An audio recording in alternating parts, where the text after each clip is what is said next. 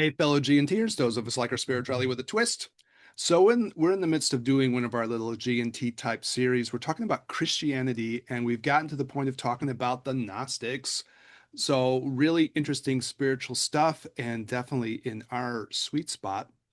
The whole thing is part of this bigger series, which is kind of our America What the Hell tour, kind of looking at what's going on around us, why America's gone down the tubes, and with the acknowledgement that part of the problem is a kind of a toxic Christianity, unfortunately. Um, so, on our style of doing things, rather than dwell on just the news of the week or just the downsides of the now, we decided to kind of have a deeper discussion about Christianity and all of its various varieties, just as a way of trying to explore the subject in a way that we can hopefully get into. Okay, so Gnostics for today. But before we do that, if you can do the things that everyone always asks you, which is like, subscribe, share an episode, do all the great things. Yeah. It's Hit be the hype greatly button. appreciated. Apparently, What's that? you got to hit the, they have that. There's a hype button now, Hype Eric, it. in case. Yeah, I hype it didn't know up. that was the thing as a hype. Yeah, it's a Okay. thing now. So you got to hype that shit. So, pump, I don't know, pump it, whatever. I'm sure there'll be something. Yeah, yeah, Yeah. there you go. Do the Uh, thing. yeah. It's Do the free, things. people. It's free. That's it. It's a simple ask. Give a little bit back to your G and Ters, right? That's it. Um, we got your back. You can have ours. Yeah. So, all right. Gnostics. So, this is the last of like sort of like these four early branches of Christianity we're trying to cover. This one is really fascinating because there's just so much depth within it. Hmm. So we'll try to like share some ideas, and then Daniel and I will like obviously we're gonna kick this around because there's so much to say about it, right? Yeah. So okay, a little context. So this is a really, really complicated group, and there's lots of questions about it. If you get to like the pure scholarly point of view, people debate whether there's even like such a thing as like Gnostics. Is that the right thing even to call this really diverse group of people? We don't have to have that debate, but it does show how like how much diversity there is within this group of like early Christian spiritual practitioners, I guess you would say, right? But they are amongst like the really earliest people too. And as we talked about in different ways, really big in parts of like the Roman Empire and part of the parts of the Christian world, like really big in Egypt, maybe even going back to like some of the more mystery cult things that would come out of Egypt and things like that. Um, the other part about this is that they're kind of attacked and wiped out. To me, Daniel, this fits into the whole question of like those aggressive parts of the Christian tradition that want to turn on the other parts. That seems like that's always kind of been a thing, for better or for worse, right? There's a really aggressive aspect of it. In fairness, though, Eric, multiple religions are like this.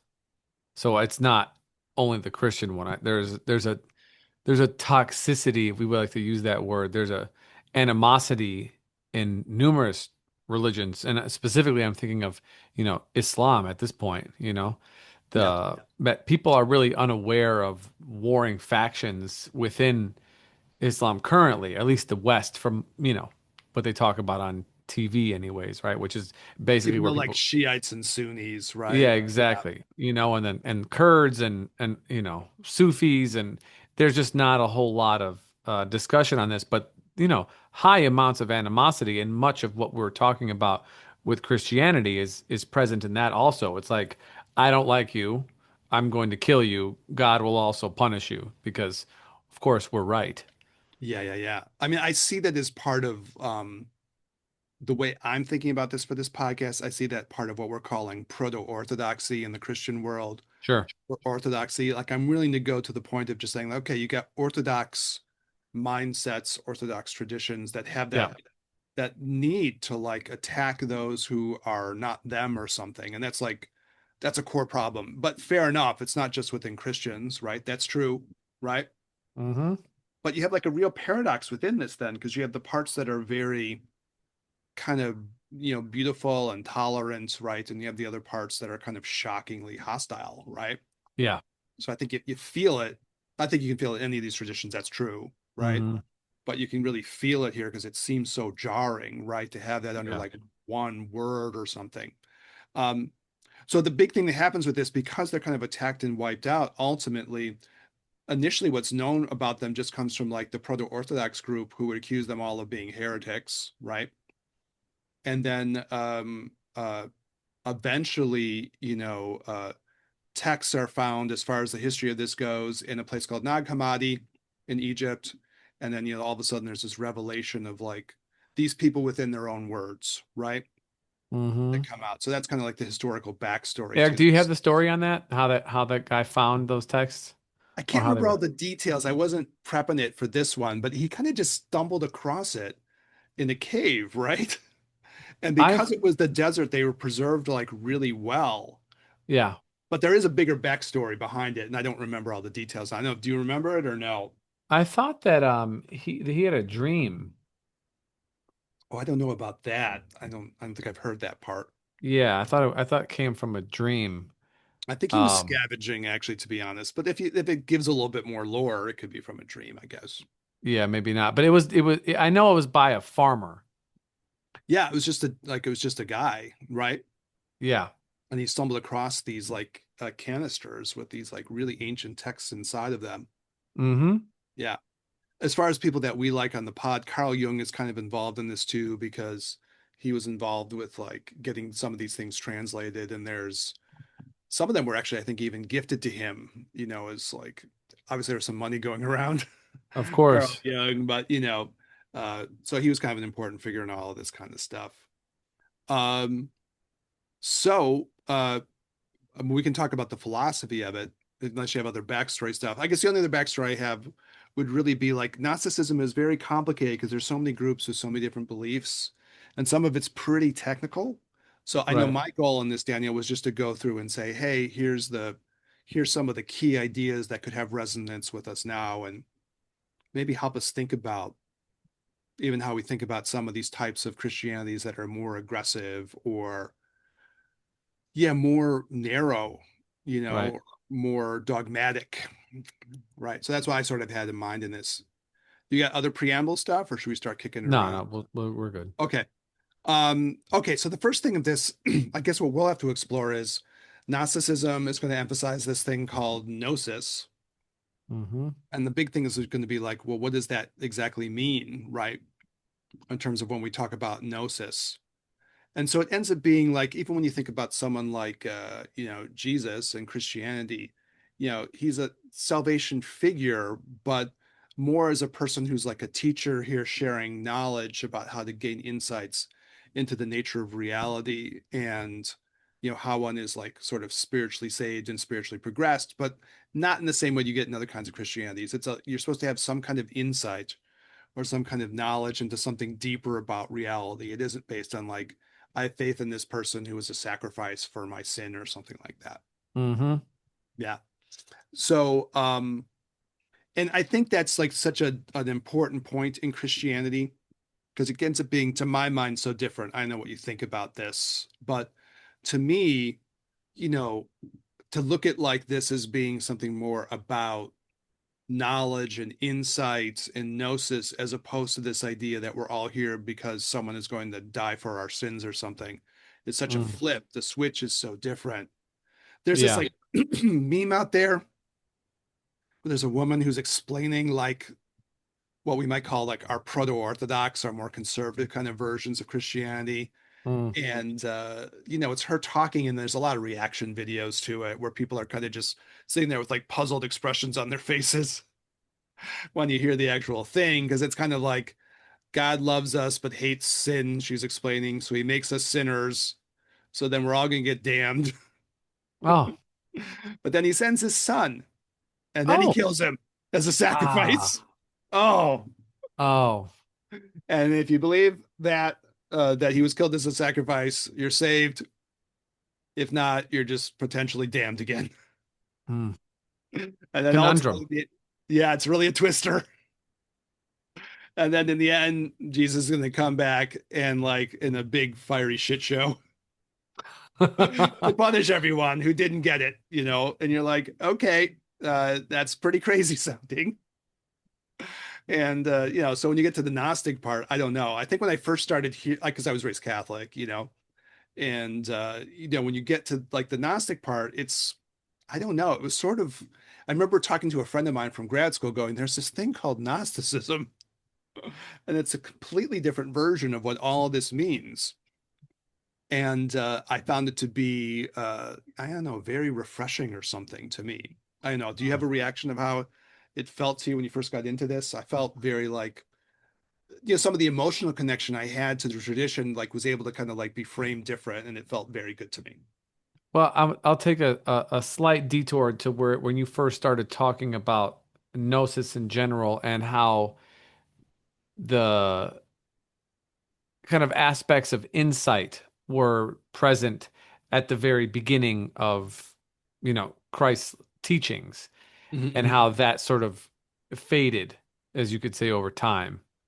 Yeah. And there's a book that one Eric Baker sent to me for my birthday, uh, the Authentic Gate, that Uh, that talks about something like this, and he calls it like a the ladder of, I don't know if he uses the term ladder, but like the steps or foundations of spiritual practice.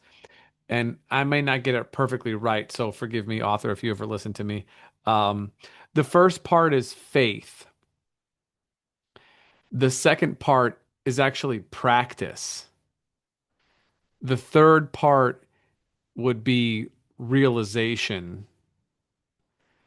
The next part is like actualization, so the sort of stabilizing of one's realized moments. And then the fifth part is assimilation. If that, I believe that's yeah, it correct. sounds like that. Like it's a good list, anyways. It sounds like it would be something like that, right? Yeah. Even if it's not And like so every word isn't perfect, it makes sense. Yeah. yeah. And so faith is the beginning of these sort of steps in what we would consider like a spiritual practice overall. But that's the first step. It doesn't really become a practice until you start to practice. And what any tradition, not any tradition, but the Zen or the Buddhist tradition would consider, meditative practice as the next practice, which would then give you opportunity for direct experience, or what I was calling realization, they would call direct experience. And then as you have this, kind of regularly, then you will have a stabilization of this. This will be your like actualized process of being in that state more often than not. And then once it becomes more solid, then you assimilate it into your life, your direct experience of oneness, if you want to call it this, or God, or whatever. And then you live it essentially. And so I had been sort of walking around with this in my mind, is like faith is kind of like the foundation, because you do need some motivation to get you to the altar, if you will. Yeah, could you However, use it maybe a different word in that might be like God, faith has such a particular meaning, but it might be like confidence, sure, or the willingness to take a tumble at something. yeah, Right? yeah. No But matter what you I'm do in life, you're going to need that. Anyway, sorry, I didn't mean to kill your no, no, flow. you're good. Yeah. I'm using faith in this sentence because we are talking about faith in particular, or Hmm. faith around this person being Yeah. the way to heaven, the way to salvation, the way to oneness, the way to realization.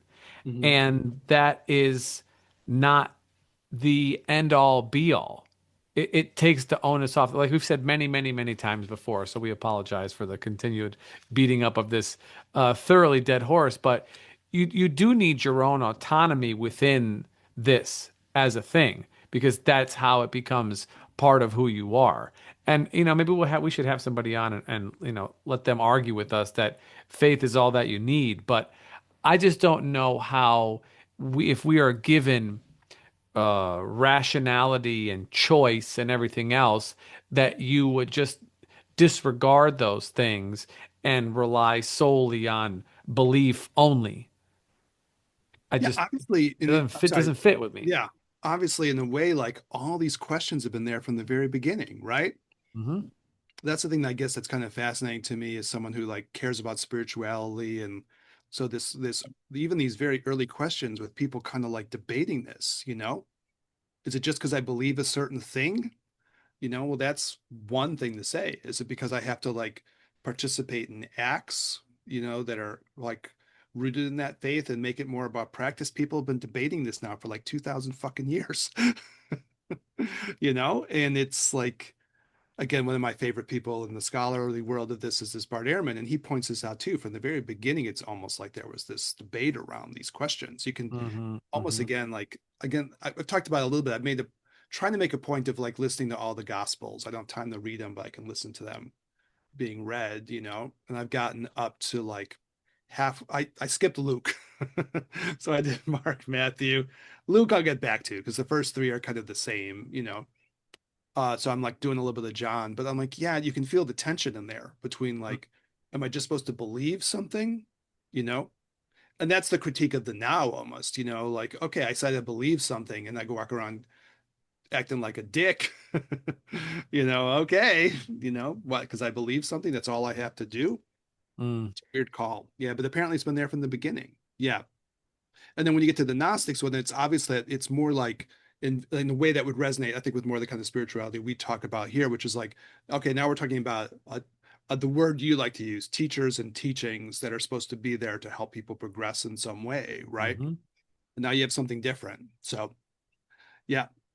Well, like I said before, for me, this was like a fresh glass of water into something, that I had like an emotional attachment to on some level. I think we talked about this before too. I think if you're raised in a certain tradition, you have your emotional feelings about it, right? Mm-hmm. You and I have emotional good feelings about JC. We kind of think we want to feel good about it, right? Mm-hmm. Yeah. Um, More on this before we look at like what you're supposed to have not gnosis of. Yeah, we'll go gnosis. Okay, so the real question is if there's going to be some gnosis, some kind of knowledge, some kind of insight or understanding of something, what's the thing it's supposed to be gnosis of? And as it turns out, one of the really big ideas is that of like this idea of the demiurge versus the true divinity. So there's like a split again. We've seen this in a couple of these branches of Christianity, but it pops up again here in a very particular way, which is there's this demiurge figure who's the creator of the universe and that we live in. And he is deluded and foolish and a screw up. Mm. So it's a very weird statement. It's this idea that we're living in a universe that is kind of a mistake created by a deluded divinity, is like what you're supposed to realize on some level. And we can explore what that might mean. I guess we'll present it and then we can figure out what we make of it, Daniel, I guess, right? Mm. That's one of the ideas. So there's kind of like a creation story where there is a true divine source.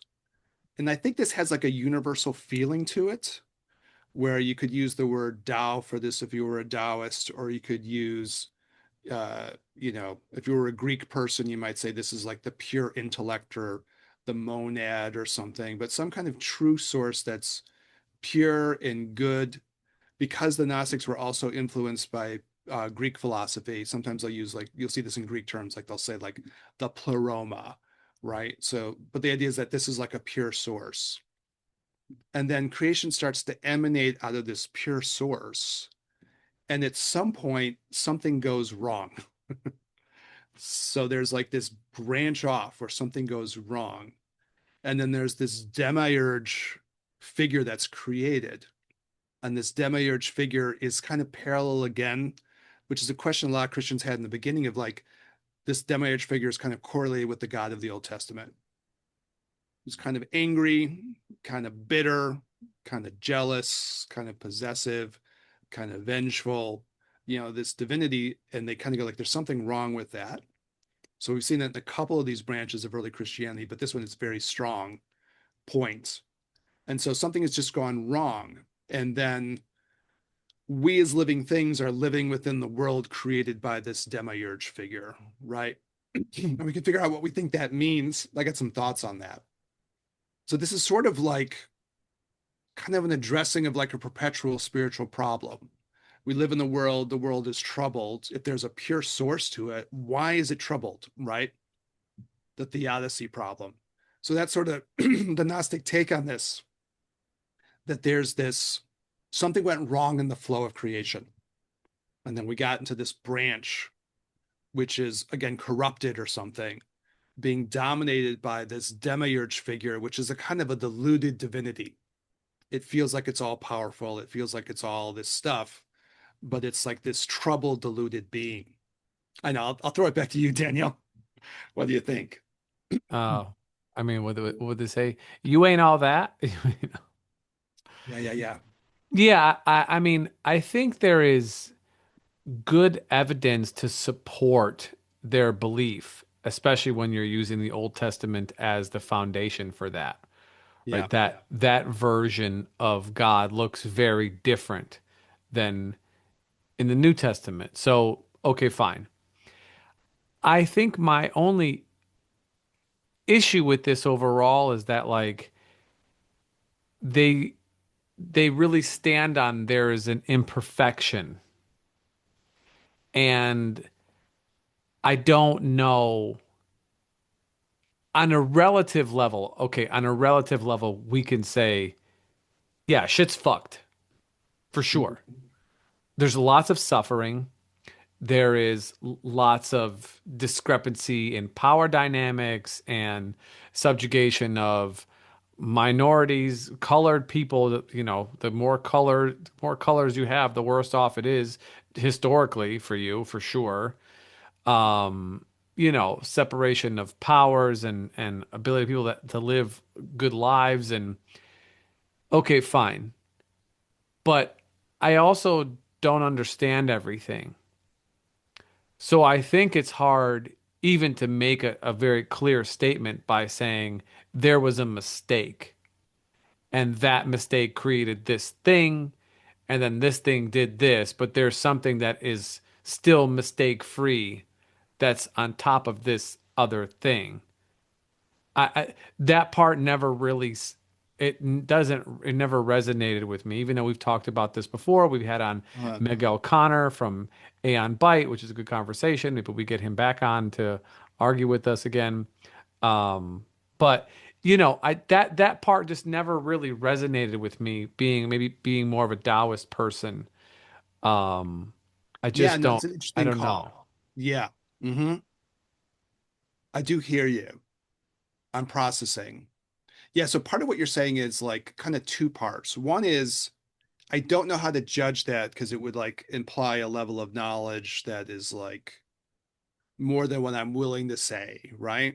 How am I going to judge whether this is like a total fuck up or not, right? Mm-hmm. Mm-hmm. Um, then the other part is, the Taoist vibe, which is like, no, I should be able to look around the world and see that it's a more of a direct expression of something that is from a more like pure source or something like that, right? Mm-hmm. Yeah. All right, let me do like a little bit more and then like I'll give the next like layer on this and then we can talk it through because yeah, this is very thought provoking to me, right? Mm-hmm. There is something deep to think about this. It does seem like it's a way of trying to describe what's going on in the world in kind of an incisive way because you get this demiurge conversation, right? And then the idea is that the demiurge also has these kind of power centers that emanate out into the world, which is like kind of the next step of the logic of this, right? Again, editing it down a little bit, but like the other major point is that once you have this sort of like toxic spiritual source, this power then emanates down and creates these thing called archons. And the archons end up being kind of like the rulers of the world. So the demiurge is sort of the source of this, and then this kind of corrupted power flows out over the world, and then these kind of corrupt forces end up kind of ruling the world. So that's the archon idea. And you can get the feeling like if you were living in like Rome or something, the world would look that way to you, right? There's this sort Mm-hmm. of like corrupt, toxic thing. Mm-hmm. The provocative part for us looking at this now is kind of like, again, we're perpetually in this. Like Philip K. Dick said, the great writer, the Roman Empire never ended. It just kept flowing on, right?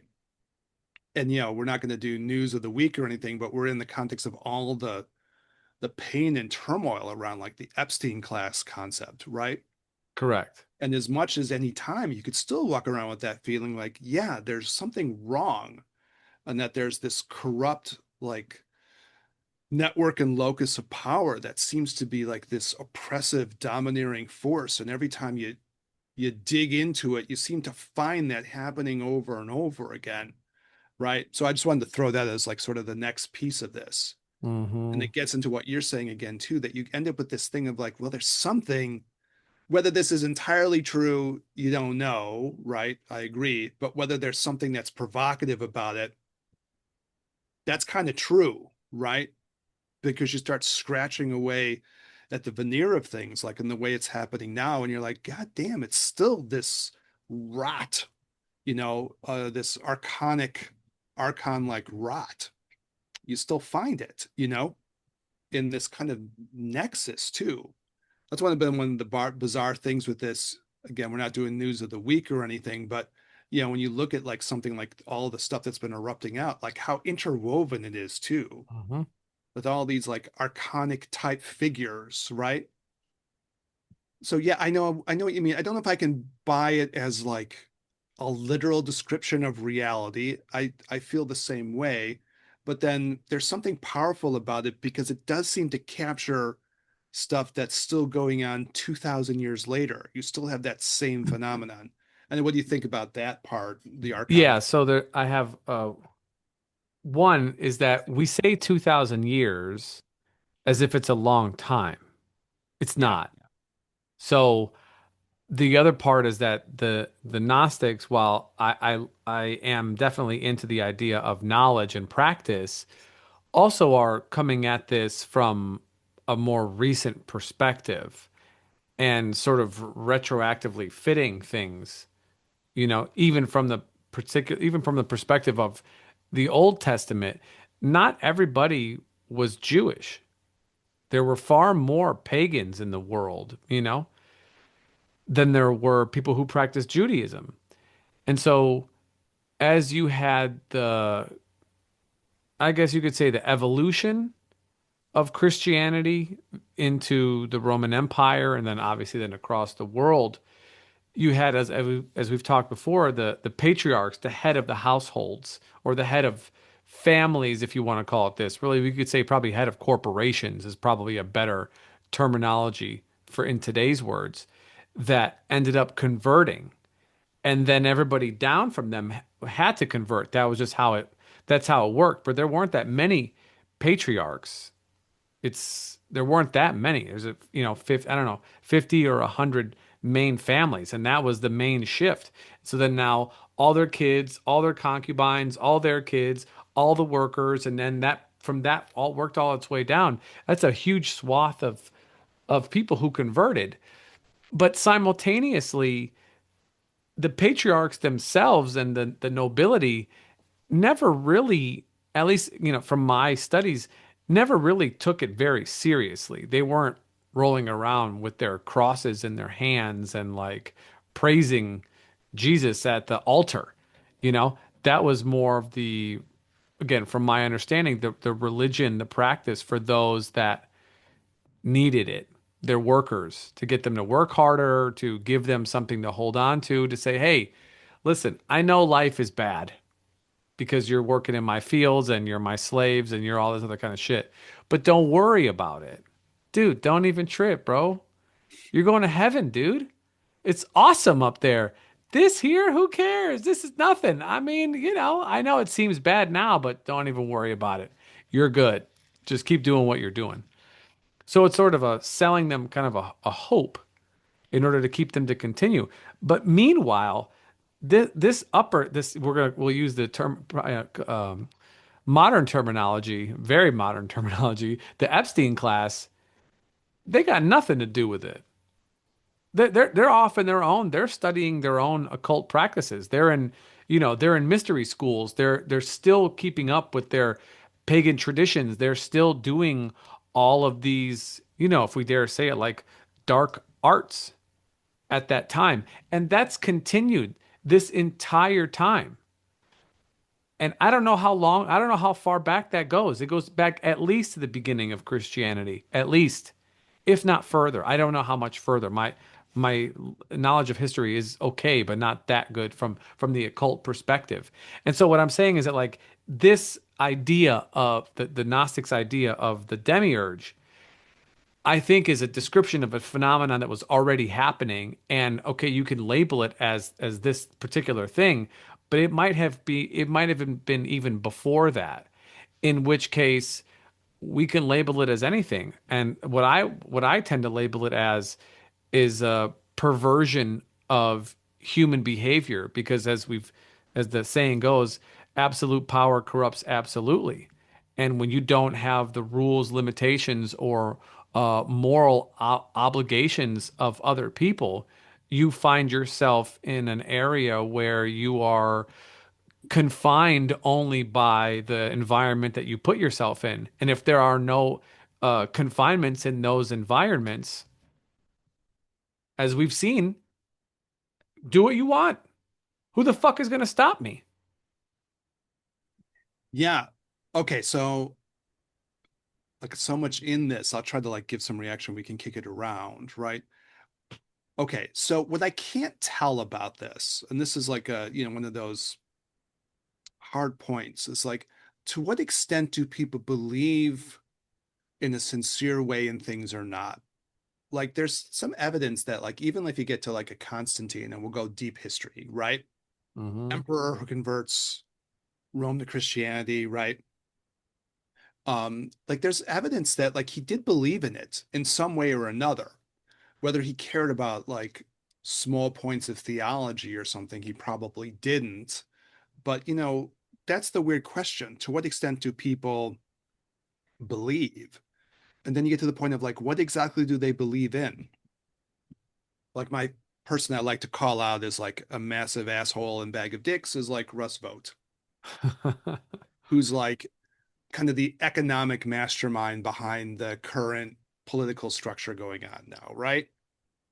Author of Project 2025, or one of the authors of that thing, big voice within that, and a real like economic schemer. I mean, in terms of like probably one of the main figures to like behind like the economic warfare part of what this is like comes from sort of his mind. Mm. Seems to be the where it's coming from. And he's like a Christian nationalist, right? Avowedly so. He just says, yeah, I'm a Christian nationalist. I want Christianity to take over all these things, right? So authoritarian in that sense, right?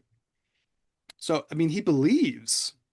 What does he believe? I don't know. So I find that interesting. Maybe it's like the psychologist in me too. I don't know what people believe or don't believe on some level, you know, or whether it's like I get what you're talking about. You were sort of talking about the idea of like the opiate of the masses. Oh, this is for you. Don't worry about it. You might be down in the gutter now. You'll die at some point. It's going to be really awesome then. Mm-hmm. So don't worry about this time. I mean, there's a truth to that, right? Mm-hmm. The opiate of the masses part, but I also don't know when you get to like a character like a Russ Vogt. What does he believe? He seems like he believes. He seems like he's a fanatic. He believes in something, you know? It doesn't seem like it's always pure cynicism. But I don't know. It's an interesting question, right? When I look at like the proto-orthodox people, which for me is like the part where like you can kind of trace a lot of this toxicity back to.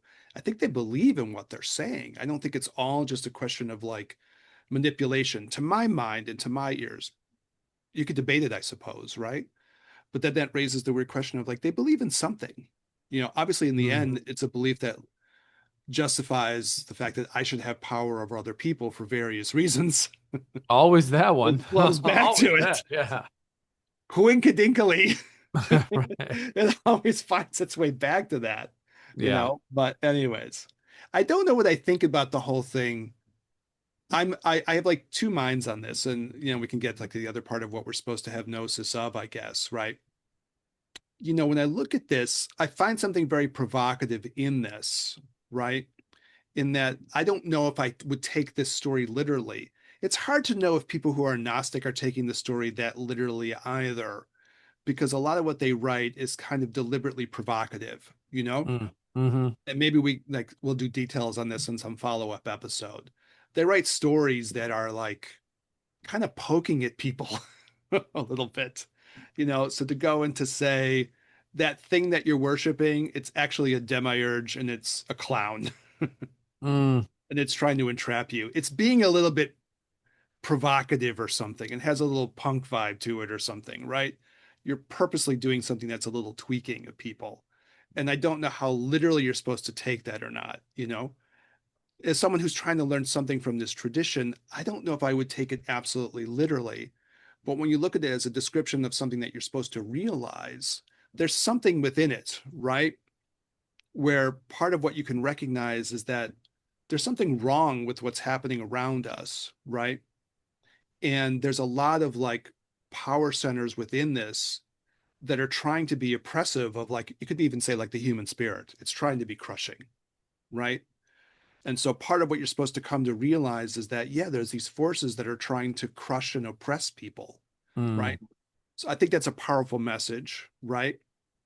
And to me, I don't know if, like, the same way you were talking, I don't know if I could say it goes back to like an actual divinity, right? That is this.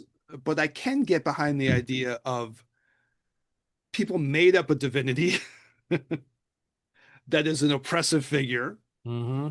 and then other people got involved in this idea of this divinity that they've made up that's an oppressor. And now you have a whole network established that is oppressive. Oppressive. Right. Right. That I can get behind. Yeah. And then part of the gnosis part, because there's different parts of the gnosis, but part of the gnosis is to recognize that. Hmm.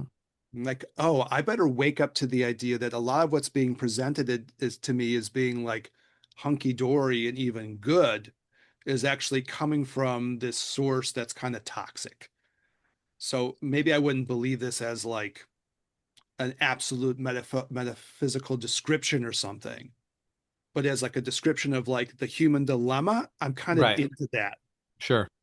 And then part of the recognition is that I find powerful is that part of the other part of the gnosis is, and maybe we'll talk about this a little bit more. Maybe we'll do a follow-up episode on this, but like you're supposed to recognize that you have your own spirit. And part of what this demiurge and this archonic kind of structure is trying to get you to do is not see that. Mm. It's working really hard to not recognize your own internal spirit, or if we're being Hmm. Buddhist about it, you might say Buddha nature or your original spirit. It's trying to get you not to see that Hmm. because, in a certain sense, it's parasitic on it. It lives on your human energy, it lives on your human spirit. So it has to like mind fuck you not to see that truth about yourself. And I find that powerful too, if that speaks to you, Daniel. Of course. Sounds Yeah, yeah, like yeah. the greatest movie ever made, The Matrix. Yeah. And The Matrix is a Gnostic movie, Absolutely. like deliberately so, right? Hmm. Yeah. So, I mean, that speaks to me, you know? And then it's something like there's like, to me, then I see like two sides of the flipping of the switch. You're supposed to say, God, a lot of this stuff is presented to me as like good or right or should be. I better recognize that that's wrong. Mm. This is coming from a toxic vision of divinity and then the kind of toxic power structure that comes out of this flow that I'm in on. And then the idea like, okay, what I also have to recognize is that these forces are trying to stop me from seeing my own true nature. And I better like also then withdraw from that or figure out how to get away from those toxic forces and recognize my own true self. That speaks to me. You're Yeah. we're both processing it. Yeah. No, Yeah, I that mean, I I'm think in. that That I'm in that's on. right. Yeah, Yeah. that I'm in on. Yeah. Yeah. I mean, I think that's, yeah. I mean, there's not, I don't think there's much art. I mean, if you're into reflection, introspection, you believe that the world is more than just gears and balls colliding with each other. That sounds funny. Heated rivalry. That's right. The great hockey show, gay hockey show. Yeah. Yeah. But if you My believe sons that will it's give me shit because every time anything comes up, I say heated rivalry. I can't okay, let it go. Anyways, it but doesn't matter.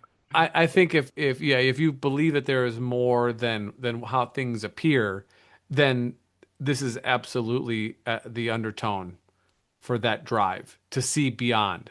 It's like, okay, well, what else is there externally, right? So even for conspiracy-minded folks, which at this point, I don't think how anybody can really say what's not possible anymore, Yeah, right? it's You're hard to like, know where the conspiracy would you're end, like, right? Yeah, I I don't mean, know, man. yeah, I don't know.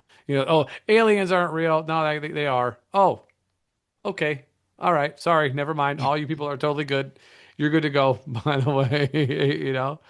Um, yeah, that all this stuff, but there is a drive to know. There's a drive to know. And the hope, at least for me, I don't know, to find more common ground with those people would be to get them to take that external drive and turn it back inwards on themselves. Then we would be the same, really. yeah. I guess you're being like even a little bit more ecumenical than I'm being. I guess, and you might be right. My gut reaction to some of this stuff is like there better be a major rejection of like toxic philosophy, toxic stuff. Like I'm getting to that side of it too. And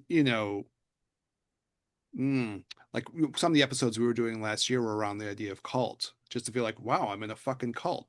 In that Mm-hmm. certain sense, this whole thing is like a cult. Mm-hmm. That's part of their undercurrent too. You're in a cult. Mm-hmm. You've been presented with this idea of this is how the world works. It's a cult, and it's a toxic cult, and you better snap out one part of a project. And then what you're saying too, then the turning inside and Mm-hmm. then find this more true thing. And I guess you're being on the optimistic side. You're saying, well, yeah, if more people can turn within in this way and feel like a Gnostic person would say, the spark of their own spirit, right? That's kind of trapped in some way, right? Within the oppressive aspect of these forces, well, then maybe all kinds of people can convert their Right. mindsets, right? Right. And I think that's a very optimistic attitude.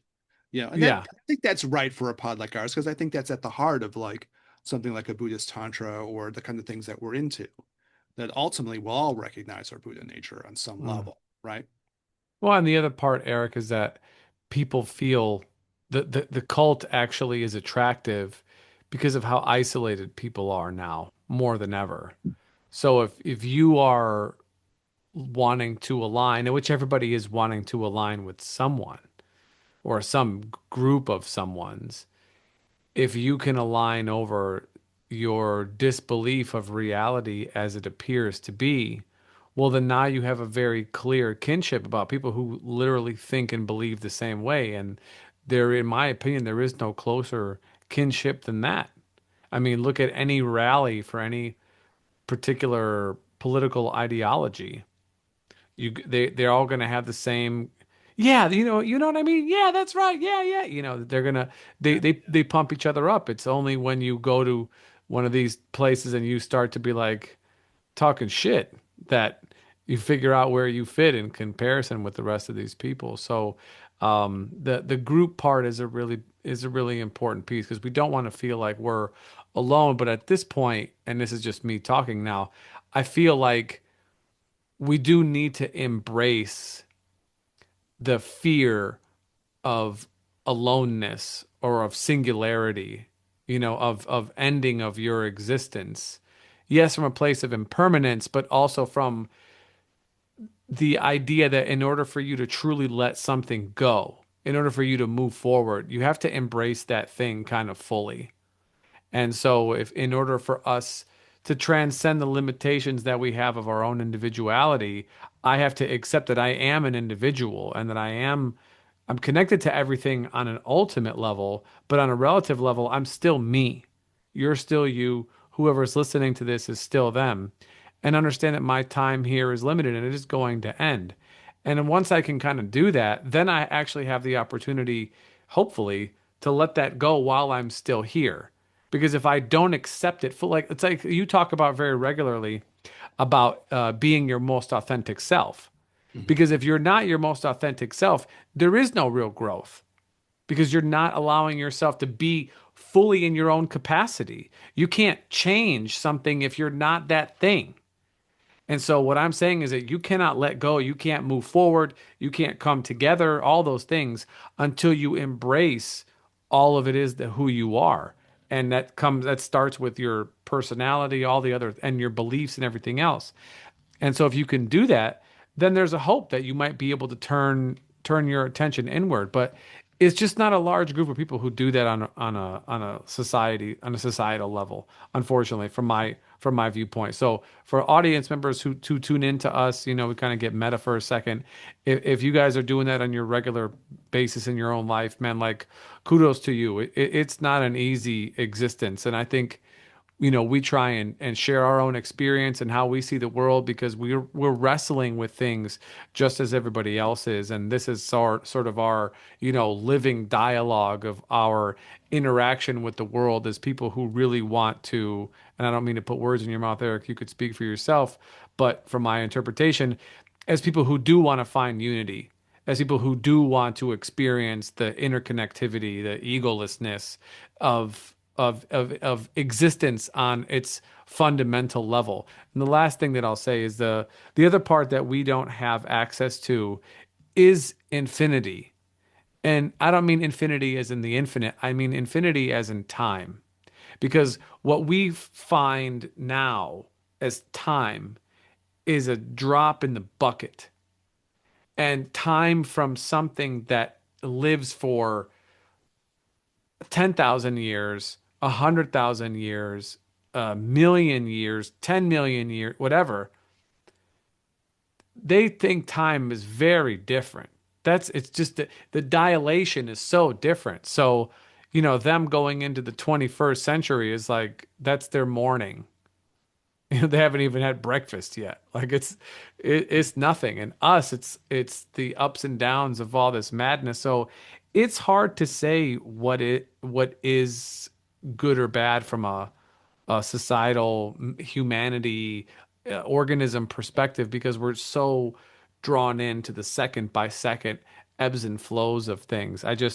I would love to know what it feels like to be a being who lives for a million years, to see the beings below me who are popping up and coming out of existence like electrons. My existence and my understanding would be infinitely different than those beings who pop up and erase themselves seconds later. Well, maybe I won't touch the time part. It's so uniquely you. But I do appreciate what you're saying. And I think, as we close this one out, Yeah, right? yeah, I think I really, like I definitely vibe with the idea like this, we do this little pod and it's kind of a reaching out to other people who are wrestling with the same questions, right? totally. You're not alone, right? And maybe what gets me about this is like time goes on, flittering my fingers here, but maybe some of the stuff has a perpetual quality to it. What I feel like I've learned in talking about this podcast and then talking with different people that I love and care about with these issues, is the one part is like there's an authenticity question, right? Hmm. You were using that word. I like to use it a lot earlier. So you're kind of saying, hey, you like to use that word. That's true. It's kind of like this idea of how do you become uh, the most true version of who you are.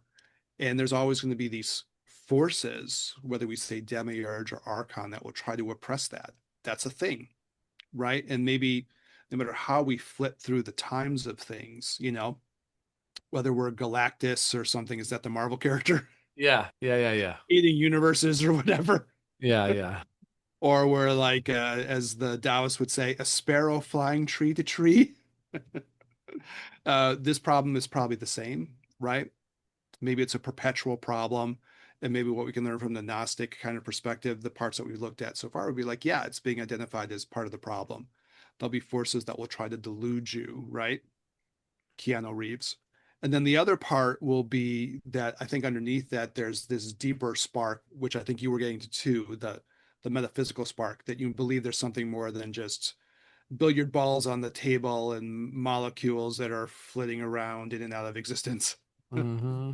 Little quarks that are turning on and off. You think that there's something deeper. Our favorite Chinese word, shen or spirit, right? And then that's the other spark you're trying to find. So your own personal spark of your own expression, and then the universal divine spark that's in all living things. We're trying to find both of those or something. But either way, these fucking Hmm. archons are trying to stop you. That's And right. that's powerful to me. All right. Awesome. Great conversation. Thanks, Daniel. Yes, sir. Yes, sir. As always, Eric, thank you so much. Audience, thank you for tuning in. If you've made it this far in the episode, your attention is amazing and you deserve a break from all of the words that we've been talking about here. But if you would like to share any of your words, please feel free to leave a comment in the YouTube. I definitely do read them. Positive, negative, or indifferent, we're welcome to say as you like. If you want to hit us up, please feel free to do so. The gin and tantra at gmail.com or on the gram at the Gin and Tantra podcast. We're also open to covering things if somebody has a question or a good idea. We've done a number of episodes that have been inspired by our listeners before, so please feel free to tickle our fancies, if you will. For Eric, this is Daniel. We'll catch you guys in the next one. Peace.